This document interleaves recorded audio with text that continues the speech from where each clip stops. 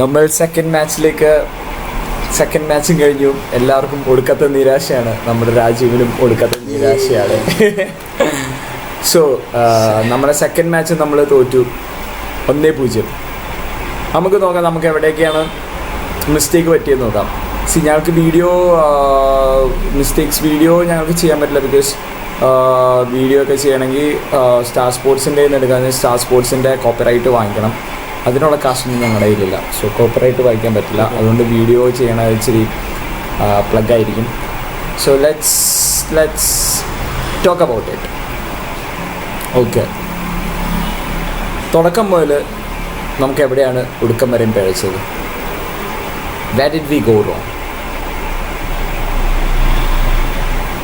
രാജീവിന് എന്താ തോന്നുന്നത്? എനിക്കങ്ങനെ വലിയ നമുക്കൊന്നും പറയാനില്ല. കാരണം എൻ്റെ ഒരു കാഴ്ചപ്പാടെന്ന് പറയുമ്പോൾ നമുക്കങ്ങനെ വലിയ രീതിയിലുള്ളൊരു മിസ്റ്റേക്കുകളൊന്നും സംഭവിച്ചില്ല. പക്ഷെ എങ്കിലും കഴിഞ്ഞ പ്രാവശ്യത്തെ പോലെ നമുക്ക് കുറ്റം പറയാൻ ഒരാളുണ്ടായിരുന്നില്ല. അതായത് കഴിഞ്ഞ പ്രാവശ്യം നമുക്ക് വേണമെങ്കിൽ പറയാം നമ്മുടെ എന്താണ്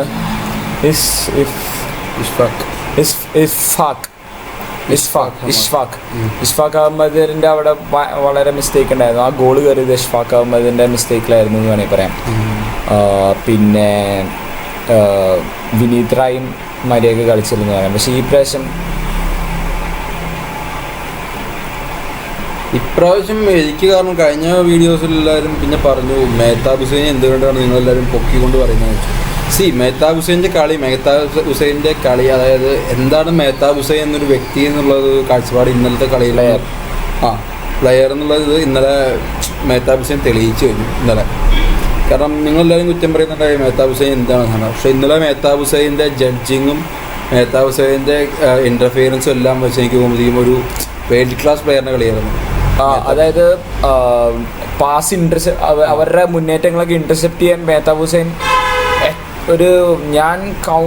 എനിക്ക് കൗണ്ട് ചെയ്ത് തുടങ്ങി. പിന്നെ എൻ്റെ കൗണ്ട് നഷ്ടപ്പെട്ടു. അത്രയ്ക്കും നന്നായിട്ട് പാസ്സൊക്കെ ഇൻ്റർസെപ്റ്റ് ചെയ്യുന്നുണ്ടായിരുന്നു മെഹ്താബ് ഹുസൈൻ. പോട്ടെ, നമുക്ക് പ്ലസ് പോയിന്റ് പിന്നെ സംസാരിക്കാം. നമ്മുടെ നെഗറ്റീവ്സ് ആദ്യം സംസാരിക്കാം. എന്താണ് നെഗറ്റീവ്സ്? ഇന്നലെ നെഗറ്റീവ്സ് എന്ന് പറയുകയാണെന്നുണ്ടെങ്കിൽ എനിക്കങ്ങനെ പ്രത്യേകിച്ച് നെഗറ്റീവ്സ് ഒന്നും പറയാനുണ്ടായിരുന്നില്ല. കാരണം നമ്മുടെ ടീം എല്ലാവരും കുറേ പേര് പറയുന്നുണ്ടായി ബിലോ ആവറേജ് ആയിരുന്നു കളിയുന്നത്. ബട്ട് എങ്കിലും നോർത്ത് ഈസ്റ്റ് ആയിട്ടുള്ള കളി വെച്ച് നോക്കുമ്പോഴത്തേക്കും ഇന്നലത്തെ കളി ഭയങ്കര മെച്ചമുണ്ടായിരുന്നു. അതിലും ഭയങ്കര മെച്ചമുണ്ടായിരുന്നു. ടീം കെമിസ്ട്രി ഒരു വിധത്തിൽ വർക്കൗട്ട് ആയി തുടങ്ങി. നല്ല കളിയായിരുന്നു. പക്ഷേ എനിക്കൊരു കാര്യം അതിൽ തോന്നിയായിരുന്നു. ഞാൻ എൻ്റെ പിള്ളേരെ കോച്ച് ചെയ്യിപ്പിക്കാൻ നേരത്ത് we have A drill session known as 5 pass goal എന്ന് പറഞ്ഞൊരു ഡ്രിൽ സെഷൻ ഉണ്ട്. അത് സബ് ജൂനിയേഴ്സിനെ ഞാൻ ചെയ്യിപ്പിക്കുന്നതാണ്. അതായത് 5 കോൺസിക്യൂട്ടീവ് പാസ് ചെയ്യാണ്ട് ഇവർക്ക് സ്കോർ ചെയ്യാൻ പറ്റില്ല. അതായത് ഇവർ ഗെയിം കളിക്കാൻ നേരത്ത് മറ്റൊരു ഡിഫൻഡറിൻ്റെ കാലിൻ്റെ ഒരു ടച്ച് പോലും ഇല്ലാണ്ട് ഇവർ 5 കോൺസിക്യൂട്ടീവ് പാസ് ചെയ്ത് ഗോൾ സ്കോർ ചെയ്യണം. ഞാൻ ഡിവൈഡ് ചെയ്യുന്ന ടീം. അപ്പോൾ അങ്ങനെ 5 പാസ് ചെയ്ത് കോൺസിക്യൂട്ടീവ് പാസ്, അതായത് ഒരു ബ്രേക്ക് ഇല്ലാണ്ട് പാസ് ചെയ്ത് ഗോൾ സ്കോർ ചെയ്യുന്ന ടീമിന് മാത്രമേ ഗോളുള്ളൂ. അല്ലാണ്ട് അവരെങ്ങനെ ഗോൾ സ്കോർ ചെയ്താലും അത് ഗോളായിട്ട് കണക്ക് കൂട്ടില്ല. അത് 5 പാസ് ഗോൾ എന്ന് പറഞ്ഞ ഡ്രില്ലാണ് ഞാൻ ചെയ്യുന്നത്.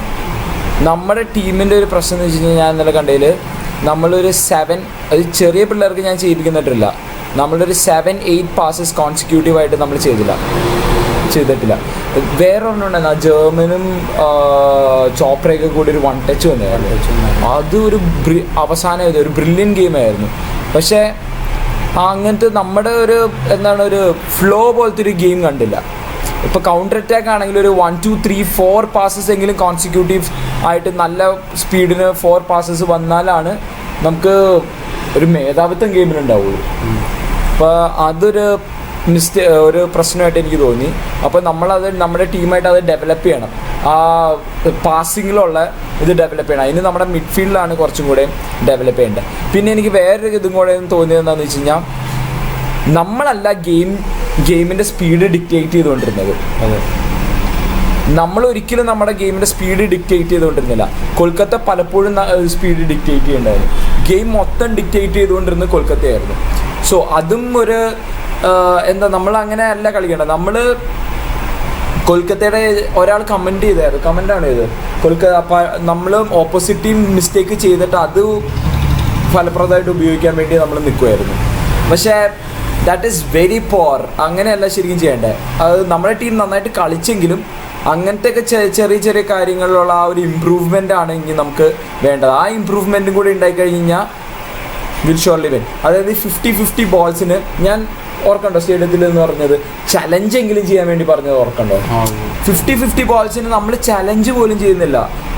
നമ്മുടെ ഫോർവേഡ്സ് ചലഞ്ച് പോലും ചെയ്യുന്നില്ല. ഫൗള് പേടിച്ചിട്ടാണോ എന്താണോ എന്നറിയില്ല, ശരീരം പേടിച്ചിട്ടാണോ ചലഞ്ച് പോലും പലപ്പോഴും ചെയ്യുന്നുണ്ടായിരുന്നില്ല. സോ അങ്ങനെ ഒരു പ്രോബ്ലം നമുക്ക് കാണാനിടയിൽ. ഓക്കെ, സോ പിന്നെ രാജീവിന് എന്തെങ്കിലുമൊക്കെ തോന്നിയായിരുന്നു കളിയുടെ ഇടയ്ക്ക് തോന്നിയ വികാരങ്ങൾ, അണപൊട്ടി ഒഴുകിയ വികാരങ്ങൾ? കുട്ടിയ ഇടയിൽ വന്ന വികാരങ്ങൾ പ്രകടിപ്പിച്ചപ്പോഴാണല്ലോ ഒരു പോലീസുകാരൻ മിണ്ടാണ്ടിരുന്ന് വാക്കുകൾ മര്യാദയ്ക്ക് ഉപയോഗിച്ച് കളി കാണാൻ പറഞ്ഞത് പുറകിൽ തോണ്ടി. അപ്പോൾ വികാരങ്ങൾ മാത്രമാണ് കളിയിൽ 90 മിനിറ്റോളം ഉണ്ടായുള്ളൂ. അതേപോലത്തെ കാര്യങ്ങളെന്നാണ് ഞാൻ പറഞ്ഞല്ലോ. വികാരങ്ങൾ എന്ന് പറയുമ്പോൾ അതാണ് പോലീസുകാരുടെ തലയിടാണ് വലിയ ഭാഗ്യം എന്ന് പറയുന്ന പോലെ. കാരണം അങ്ങനെയായിരുന്നു. കാരണം കളി വികാരങ്ങൾ പൊട്ടി വരാനുള്ള കാരണം നമ്പർ 1 ആരായിരുന്നു? റഫറി. നമ്മൾ പറഞ്ഞല്ലോ ഇവരെ എനിക്ക് തോന്നുന്നത് വെച്ചാൽ ഇപ്പം നിങ്ങൾ കുറച്ച് പേര് ഞങ്ങളുടെ പ്രീവിയസ് വീഡിയോസിൽ ഒരാൾ കമൻറ്റ് ഇട്ടിട്ടുണ്ടായി, കാശ് നിങ്ങൾക്ക് വട്ടാണോ, കാശ് കൊടുത്ത് നല്ല കളിക്കാരെ വാങ്ങിച്ചിട്ട് കാര്യമൊന്നും. ഞങ്ങളിത് പറയുന്നതിന് മുമ്പ് എനിക്കൊരു കാര്യം പറയാനുള്ളൂ. കാശ് കൊടുത്ത് കളിക്കാരെ വാങ്ങുന്നതിന് മുമ്പ് കാശ് കൊടുത്ത് നല്ല റെഫറീസിനെ കളി ജഡ്ജ് ചെയ്യാൻ വേണ്ടി വെക്കണം.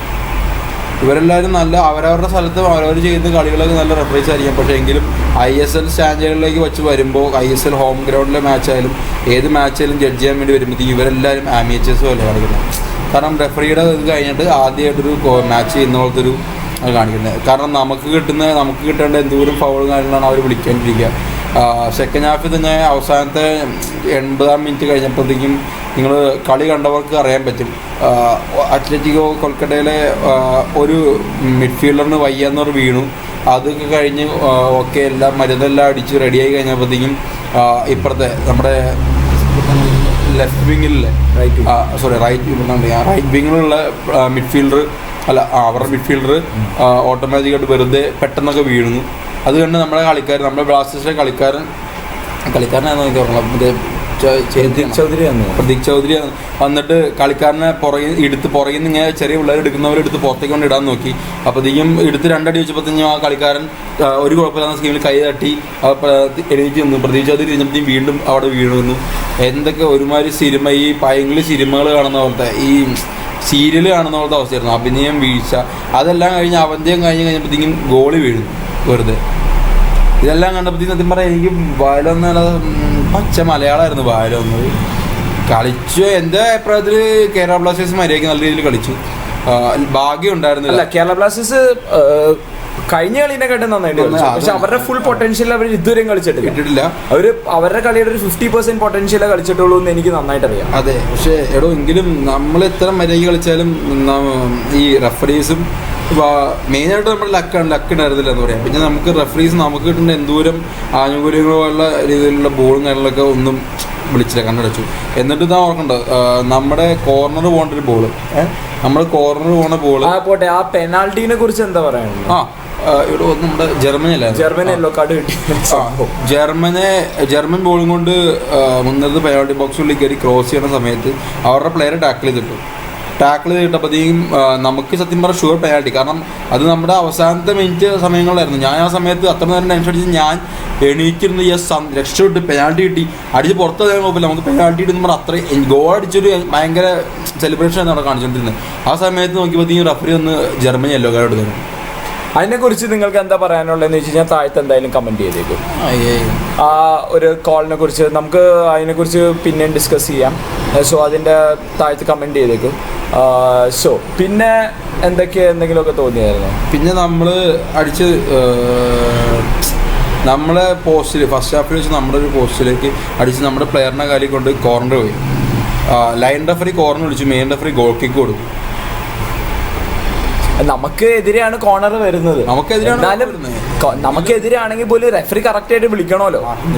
അതായത് അവർക്കുള്ള കോർണർ ആയിരുന്നു, അത്ലറ്റിക്കോ ഡി കൊൽക്കത്തയ്ക്കുള്ള കോർണർ ആയിരുന്നു. പക്ഷെ അത് റെഫറി കറക്റ്റ് ആയിട്ട് വിളിക്കണം. റെഫറിങ്ങിൽ ലൈക്ക് കഴിഞ്ഞ ISL-നെക്കാട്ടും നിലവാരം ഇച്ചിരി കൂടെ താന്നു പോയി റെഫറിങ്ങിൽ. അത് നമ്മുടെ ടീം തോറ്റത് റെഫറിങ് ചീറ്റ് ചെയ്തുകൊണ്ടാണെന്നല്ല ഞങ്ങൾ പറയുന്നത്. ഇങ്ങനെ ഒരു ഫാക്ടർ ഉണ്ടായെന്ന് ഞങ്ങളിങ്ങനെ മാച്ചിനെ കുറിച്ച് അനാലിസിസ് ചെയ്യുമ്പോഴത്തേക്കും ഓർമ്മിപ്പിക്കുന്നുള്ളൂ. നമ്മുടെ ടീമിലേക്ക് തിരിച്ചു വരാം. നമ്മുടെ ടീമിൻ്റെ ഡിഫൻസ് എങ്ങനെയുണ്ടായിരുന്നു? ഹോസു ഡിഫൻസിൽ ഇറങ്ങിയത് ബുദ്ധിയായിരുന്നോ? ബുദ്ധിപൂർവ്വം ഉള്ള നീക്കമാണെന്ന് എനിക്ക് തോന്നുന്നില്ല. കാരണം എന്താണെന്ന് വെച്ച് കഴിഞ്ഞാൽ പാസിങ് മിഡ്ഫീൽഡിൽ നടക്കണ്ടായിരുന്നില്ലല്ലോ. നമുക്ക് എൻഡോയേനെ ഒരു സെൻട്രൽ മിഡ്ഫീൽഡറായിട്ടാണ് എൻഡോയേനെ അവിടെ ഇറക്കിയത്. പക്ഷേ എൻഡോയെ was defence, more like a defensive midfielder. He was not dictating the pace. എൻഡോയെ കളി നിയന്ത്രിക്കുന്നുണ്ടായിരുന്നില്ല. നമ്മുടെ ബ്ലാസ്റ്റേഴ്സിൻ്റെ ഗെയിം നിയന്ത്രിക്കുന്ന എൻഡോയെ നിയന്ത്രിക്കുന്നുണ്ടായിരുന്നില്ല. സോ നമുക്കൊരു സെൻട്രൽ മിഡ്ഫീൽഡർ, ഒരു പ്ലേ മേക്കർ, ഇപ്പോഴും ഞങ്ങൾ തുടക്കം മുതൽ പറയുന്നതാണ് ഒരു പ്ലേ മേക്കർ ഇല്ല എന്നുള്ളത്. അതിൻ്റെയാണ് സെക്കൻഡ് ഗെയിമിൽ നമ്മൾ കണ്ടുകൊണ്ടിരിക്കുന്നത്. V don't have A play maker. Chopra first ഗെയിമിൽ ഇറങ്ങി ഇച്ചിരി നന്നായിട്ട് അവിടെ ചെയ്തായിരുന്നു. അപ്പം ഞാൻ വിചാരിച്ചു ചോപ്ര മിക്കവാറും ഫസ്റ്റ് 11 പ്ലേ മേക്കറായിട്ട് ഈ ഗെയിമിൽ ഇറങ്ങുമെന്ന് വിചാരിച്ചു. പക്ഷേ ചോപ്ര ഇറങ്ങിയില്ല. കാരണം ചോപ്ര അടിപൊളിയായിട്ട് പ്ലേ മേക്ക് ചെയ്യുന്നുണ്ടായിരുന്നു, നല്ല ബുദ്ധി ഉപയോഗിച്ച് ഗെയിമൊക്കെ ഡിക്റ്റേറ്റ് ചെയ്യുന്നുണ്ടായിരുന്നു സെക്കൻഡ് ഹാഫിൽ ഇറങ്ങിയപ്പോഴത്തേക്കും ഫസ്റ്റ് മാച്ചിൽ. അത് ചോപ്രേനെ പിന്നെ മിഡ്ഫീൽഡിൽ ഇറക്കിയില്ല ഈ കളിയിൽ, തുടക്കം മുതൽ ഉണ്ടാവും എന്ന് വിചാരിച്ചാൽ. പിന്നെ എനിക്കുള്ള പ്രതീക്ഷ ഉണ്ടായിരുന്ന ഹോസു ആയിരുന്നു. ഹോസും was like good central midfielder. But ഹോസുവിനെ നമ്മൾ വിങ് ബാക്കായിട്ട് മെയിൻലി നമുക്കിപ്പം ബാക്കിൽ നമ്മൾ ദാരിദ്ര്യം അനുഭവിച്ചുകൊണ്ടിരിക്കുക. നമ്മുടെ മാർക്കി പ്ലെയർ ഇൻ്റർനാഷണൽ ഡ്യൂട്ടി ആയിട്ട് പോയേക്കുവാണ്. നമ്മുടെ ലോണിന് എടുത്തേക്കുന്ന നമ്മുടെ ഡിഫൻഡർ, നമ്മുടെ മലയാളി ആരാടാ? റിനാൻഡോ ക്ലബിന് വേണ്ടി കളിക്കുകയാണ്. പിന്നെ CK വിനീതും ക്ലബിന് വേണ്ടി കളിക്കുകയാണ്. സോ റിനാൻഡോ വരാണ്ട് ഒരിക്കലും ആ ഒരു ബാക്ക് ഫോർ ഒരിക്കലും സ്റ്റേബിൾ അല്ല. ഇവൻ ദോ ഹോസു വന്ന് അവിടെ നന്നായിട്ട് കളിച്ചെങ്കിലും പക്ഷെ നമ്മുടെ ടീമിനപ്പം ഒരു സ്ഥലത്തു നിന്ന് ഒരാൾ പോവുക ചെയ്തത്, മിഡ്ഫീൽഡിൽ നിന്ന് നമ്മുടെ തന്ത്രപ്രധാനമായിട്ട് ഏരിയയിൽ നിന്ന് ഒരാൾ പോവുക ചെയ്തു. അപ്പം ഇതേപോലെ ലക്കിന് മറ്റേ ടീം ഗോൾ അടിക്കാൻ നേരത്ത് നമുക്ക് പിന്നെ തിരിച്ചടിക്കാനുള്ളൊരു ഹോപ്പ് ഇല്ലാണ്ടാവുന്നത് ഇല്ലേ? സോ ഞാൻ ഉദ്ദേശിച്ച് പറഞ്ഞല്ലോ, ഹോസു ഡിഫൻസ് കളിച്ചപ്പോഴത്തേക്കും അവൻ്റെ പൊസിഷൻ അതല്ല എന്നുണ്ടെങ്കിലും അവൻ അത് ഭംഗിയായിട്ട് നിർവഹിച്ചു. പക്ഷെ നമുക്കപ്പം മിഡ്ഫീൽഡിൽ ഒരാൾ നഷ്ടപ്പെടുക ചെയ്തത് അതാണ്. പക്ഷെ എങ്കിലും പ്ലേ മേക്കർ ഇല്ലാണ്ടാവുക ചെയ്തത്. അല്ല, ഇത് ഇവർക്ക് ഈ ഇൻസൈഡിൽ മീൻസ് എന്തായാലും അത്ര വലിയ സമയത്ത് ഈ എൻജോയിനെ ബാക്കിലേക്ക് ഇട്ട് ഹോസുവിനെ ടാറ്റിക്സ് ചേഞ്ച് ചെയ്യായിരുന്നു. പക്ഷെ കോച്ച് ശ്രദ്ധിക്കുന്ന എനിക്ക് തോന്നുന്നു കോച്ചിന് ഈ wants left footer in left wing which is pretty much understandable. പക്ഷെ right footer can also do the same job. Coach wants a left wing to move forward. Left wing 2 left ബാക്കും കൂടെ കയറി ചെന്ന് അറ്റാക്ക് ചെയ്യണം. അതാണ് കോച്ചിൻ്റെ tactics എന്നുള്ള clear ആണ്. പക്ഷേ he should find a plan B for it. ഒരിക്കലും ഒരു കോച്ച് പ്ലാൻ എയിൽ പോയി സക്സസ്ഫുൾ ആവില്ല, ഒറ്റ ഗെയിം സക്സസ്ഫുൾ ആവില്ല. ബിക്കോസ് എൻ്റെ ടാക്ടിക്സ് മറ്റേ കോച്ച് ക്രാക്ക് ചെയ്ത് കഴിഞ്ഞാൽ ഇറ്റ്സ് പ്രിറ്റി സിമ്പിൾ മറ്റേ കോച്ചിന് ജയിക്കാൻ. That's what happen. മറ്റേ കോച്ച് സിമ്പിളായിട്ട് ക്രാക്ക് ചെയ്തു. സോ 2 കളി തന്നെയല്ലേ ഇപ്പോൾ കണ്ടത്. അത് തന്നെ. അപ്പോൾ he should have a plan B. ഞങ്ങൾ കഴിഞ്ഞ വർഷം we didn't have a plan B. കഴിഞ്ഞ വർഷം ഇത് തന്നെ ഒരു പ്രോബ്ലം ആയിരുന്നു. പക്ഷേ I'm not putting the blame on coach also.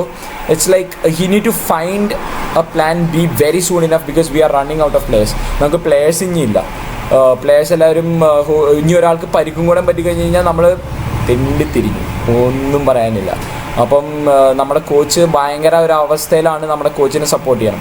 പിന്നെ എനിക്ക് പറയാനുള്ളൊരു ആസ്പെക്റ്റ്, അവരുടെ ഗോൾ സ്കോർ ചെയ്തത് അവരുടെ മിടുക്കൊണ്ടല്ല. നമ്മൾ പല ഫാൻസ് പറയുന്നതായിട്ട് അതൊന്നും അവരുടെ കേരള ബ്ലാസ്റ്റ് കൊൽക്കത്തയുടെ മിടുക്കൊണ്ടാണ് അവർ സ്കോർ ചെയ്തതെന്ന് വിചാരിക്കും. നോ,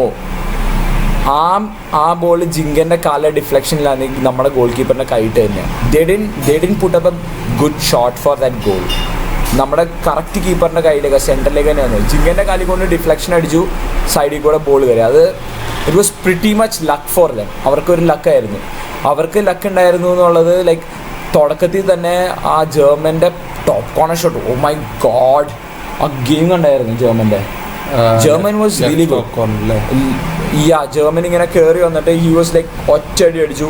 ഇവിടെ കൂടെ കോർണറിൽ കൂടെ അങ്ങ് ജസ്റ്റ് ഇങ്ങനെ എന്താണ് ആ ഗോൾ പോസ്റ്റിന്റെ ഇവിടെ കൂടെ ഇങ്ങനെ ജസ്റ്റ് മിസ് ആയത്.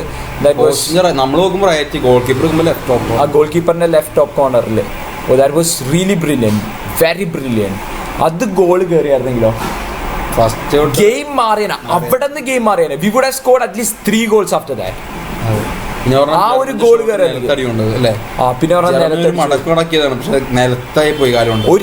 ഒരു ജർമ്മന്റെ അത് ടോപ്പ് കോർണറിൽ നമ്മുടെ ഇവനടിച്ച പോലെ എന്താണ് സുശാന്ത് അടിച്ച പോലെ എങ്ങാനും കേറിയായിരുന്നെങ്കിൽ കളി മാറിയേനെ. കൊൽക്കത്ത വെള്ളം കുടിച്ചേനെ. നമ്മൾ വേറെ ലെവലിലെ ടീമായേനെ. യു ഷുഡ് അണ്ടർസ്റ്റാൻഡ് ദാറ്റ് നമ്മുടെ ടീമിന് മോട്ടിവേഷൻ ആവശ്യം. We don't have that motivation right now. മോട്ടിവേഷന്റെ കാര്യം പറയാത്ത അടുത്ത കാര്യം പറയുന്നു, അവരൊരു ഗോൾ സ്കോർ ചെയ്തു. ഞങ്ങള് ഞാനൊരു സിംഗറാണ്, എൻ്റെ ത്രോട്ട് ഞാൻ പ്രൊട്ടക്ട് ചെയ്യേണ്ട ആളാണ്. ഞാൻ അവിടെ കിടന്ന് ടീമിന് വേണ്ടി എല്ലാവരും ഉണ്ടാവണേ, ടീമിൽ എല്ലാവരും ഉണ്ടാവണായപ്പോഴത്തേക്കും ടീമിന് വേണ്ടി ഞാൻ മരിച്ച് ചിയർ ചെയ്തപ്പോഴത്തേക്കും അത് വെച്ച് ഞങ്ങളൊരു വാക്കർക്കുണ്ടായി റൈറ്റ് സൈഡിലും ലെഫ്റ്റ് സൈഡിലും നിന്ന് ഫാൻസുമായിട്ട്. അതെ, ഗോൾ അടിച്ചു കഴിഞ്ഞ് സ്റ്റേഡിയം തന്നെ ചത്ത വീട്ടിലിരിക്കണ പോലത്തെ അവസ്ഥ. ആരും മിണ്ടുന്നില്ല. മുകളിൽ ഞങ്ങളുടെ അതായത് സെക്കൻഡ് ഗാലറിയിൽ നിന്ന് 500 മുകളിൽ നിന്ന് ആൾക്കാർ ഞങ്ങളുടെ ടോപ്പിലുള്ളവർക്ക് മാത്രം അവർക്ക് കളി തുടങ്ങണ തൊട്ട് അവസാനം വരെ തോറ്റാലും ജയിച്ചില്ല ആഘോഷമായിരുന്നു. അതെ, ആ ഒരു കാര്യത്തിൽ ഞാൻ സമ്മതിച്ചു. ഞങ്ങളുടെ ഇപ്പുറത്ത് നിന്ന് സി അല്ലേ ബ്ലോക്ക് ഈസ്റ്റിൽ, അവിടെ സി ബ്ലോക്കിൽ നിന്നവരൊക്കെ കളി ആദ്യം മതി ഭയങ്കര ചിയറിംഗ് ആയിരുന്നു, ഭയങ്കര മെക്സിക്കൻ വേവ്. ഒരു ഗോള് വന്നേ പിന്നെ ഉണ്ടല്ലോ മിണ്ടണില്ല. നമ്മുടെ ടീമിന്റെ പുറകിൽ നിന്നില്ല പിന്നെ ആര് നിൽക്കാനാ? ഞങ്ങൾ മരിച്ച് ബ്ലാസ്റ്റേഴ്സ് സ്റ്റാൻഡ് ചെയ്തുകൊണ്ടിരിക്കാൻ നേരത്ത് ഞങ്ങൾ 1-2 പേരാ കൂടിയോളൂ. 2 പേരാ ഞങ്ങളോട് കൂടിയോളൂ. ബാക്കിയുള്ളവരൊക്കെ ബാക്കിയുള്ള ഒരു അപ്പൂപ്പൻ ഒരു പയ്യനുണ്ടായിരുന്നു. ബാക്കിയുള്ളവരൊക്കെ ഞങ്ങൾ പുറകിലിരിക്കുമ്പോൾ ഞങ്ങളിങ്ങനെ ബാക്കിലേക്ക് ഞങ്ങളെ നോക്കിക്കണം. ഇതിങ്ങനെ എന്താണ് ഇവന്മാർ കാണിക്കണേ, ആ ഒരു ലെവലിൽ ഞങ്ങളെ നോക്കിക്കുക. ഇവന്മാര് ഇങ്ങനെ ഇരിക്കാനാണെങ്കിൽ ഇവന്മാർക്ക് വീട്ടിലിരുന്ന് ടിവിയിൽ കളി കണ്ടാൽ പോരെ, മിണ്ടാണ്ടിരുന്ന് കളി കാണാനാണെങ്കിൽ. പക്ഷെ അവരെ പറഞ്ഞിട്ട് കാര്യമില്ല, അവർ ചത്തുപോയി. പക്ഷെ അവർ ചത്തുവെങ്കിലും അവർ ആ സമയത്ത് ടീമിന്റെ പുറകിലേക്കുണ്ട് അവരുടെ ഡ്യൂട്ടി. അതിനുവേണ്ടിയല്ല അവർ സ്റ്റേഡിയത്തിൽ വരുന്നത്, ടീമിനെ ചിയർ ചെയ്യാൻ വേണ്ടിയല്ല സ്റ്റേഡിയത്തിൽ വരുന്നത്. നമ്മുടെ ടീം ഡൗൺ ആകുമ്പോഴത്തേക്കും നമ്മളെ ചിയർ ചെയ്യേണ്ടത്. പക്ഷെ നമ്മുടെ ഓൺ എ ഹോൾ ജനറലായിട്ട് നമ്മുടെ ഫാൻസിനെ പറയുകയാണെങ്കിൽ we did A good job. നമ്മൾ ടീമിന് വേണ്ടി ചിയറൊക്കെ ചെയ്തു. പക്ഷെ ടീം ഡൗൺ ആകുമ്പോഴേ ടീമിനെ പൊക്കിക്കൊണ്ടുവരാൻ വേണ്ടി നമ്മൾ ചിയർ ചെയ്യണം. അത് എന്തായാലും ഉണ്ടായിരുന്നില്ല. സോ കഴിഞ്ഞ കളിയിൽ നിന്ന് ബേസിക് അനാലിസിസിൽ നമുക്ക് മനസ്സിലാക്കാൻ സാധിക്കുന്നത് ഓസുവിനെ വിങ് ബാക്കിലിട്ടത് ഇറ്റ് വാസ് ഗുഡ്. ബട്ട് നമുക്കപ്പം മിഡ്ഫീൽഡിൽ ഒരു സെൻട്രൽ മിഡ്ഫീൽഡറിനെ നമുക്ക് പ്ലേ മേക്കറിനെ നമുക്ക് നഷ്ടമായി. നമുക്ക് പ്ലേ മേക്കറും ഇതൊരു അറ്റാക്കിംഗ് മിഡ്ഫീൽഡറും ഇത് രണ്ടും വളരെ വളരെ ഉള്ളൊരു സിറ്റുവേഷനാണ്. അപ്പോൾ ഈ ഒരു അറ്റാക്കിംഗ് മിഡ്ഫീൽഡർ ഇല്ല. അറ്റാക്കിംഗ് മിഡ്ഫീൽഡർ നമ്മൾ കൊണ്ടുവരണം. അതായത് നമ്മുടെ മിഡ്ഫീൽഡ് കളിക്കാൻ നേരത്ത് ഒരു ഡിഫെൻസീവ് മിഡ്ഫീൽഡർ, ഒരു സെൻട്രൽ മിഡ്ഫീൽഡർ, ഒരു അറ്റാക്കിംഗ് മിഡ്ഫീൽഡർ, അങ്ങനത്തെ ഒരു ഫോർമേഷനിൽ വന്നു കഴിഞ്ഞാൽ നമ്മുടെ ഗെയിം അടിപൊളിയായിരിക്കും. അതായത് 4-3-3 ആണെങ്കിൽ നമ്മുടെ ടീമിന് ആപ്റ്റായിട്ടുള്ള ഫോർമേഷനാണ്. കാരണം ലെഫ്റ്റ് ഫ്ലാങ്കിലൂടെ ജർമ്മനും റൈറ്റ് ഫ്ലാങ്കിലൂടെ ബെൽഫോർട്ടിനും പറന്ന് കളിക്കാം. നെയ്സൺ ഫ്രണ്ടിൽ സെറ്റപ്പ് കളി കളിക്കാം. ഒരു ഡിഫെൻസീവ് മിഡ്ഫീൽഡറും ഒരു സെൻട്രൽ മിഡ്ഫീൽഡറും ഒരു അറ്റാക്കിംഗ് മിഡ്ഫീൽഡറും ആയിട്ട് ഇപ്പോൾ ചോപ്ര നന്നായിട്ട് ഒരു അറ്റാക്കിംഗ് മിഡ്ഫീൽഡർ പ്ലേ മേക്കർ ചെയ്യുന്നുണ്ടായിരുന്നു. ഇപ്പോൾ ചോപ്രേനെ ഒരു അറ്റാക്കിംഗ് മിഡ്ഫീൽഡറായിട്ട് വേണമെങ്കിൽ ഇടാം. അത് കഴിഞ്ഞിട്ട് ബാക്കിയുള്ള പ്ലേയേഴ്സിനകത്തനുസരിച്ച് നമുക്ക് അഡ്ജസ്റ്റ് ചെയ്ത് വെക്കാം, കളി നിയന്ത്രിക്കാൻ വേണ്ടി അഡ്ജസ്റ്റ് ചെയ്ത് വെക്കാം. ഇങ്ങനെ വന്നു കഴിഞ്ഞാൽ it would have been good എന്ന് എനിക്കിപ്പോൾ തോന്നുന്നുണ്ട്. Because we were playing a kind of football which was apt for that. Like ഇങ്ങനത്തെ ഒരു ഫോർമേഷന് 4-3-3 ഫോർമേഷൻ ആപ്റ്റ് ആയിട്ടുള്ളൊരു ഗെയിം പോലെയാണ് നമ്മൾ കളിക്കുന്നത്. പക്ഷേ we didn't have an attacking midfielder and we didn't have central midfielder. So that is very very bad in our case. We need someone to control the game, dictate the game. We need someone like that. Chopra should step up. Chopra ne kondu in our position. Like Chopra made promises in the first game, so we want Chopra over there. Anyone who can dictate the game. So that is our review of the game. നിങ്ങൾക്ക് കൂടുതലും എന്തെങ്കിലും ഇതിൻ്റെ കൂടെ add ചെയ്യണമെന്ന് തോന്നുവാണെങ്കിൽ put the comments like down below.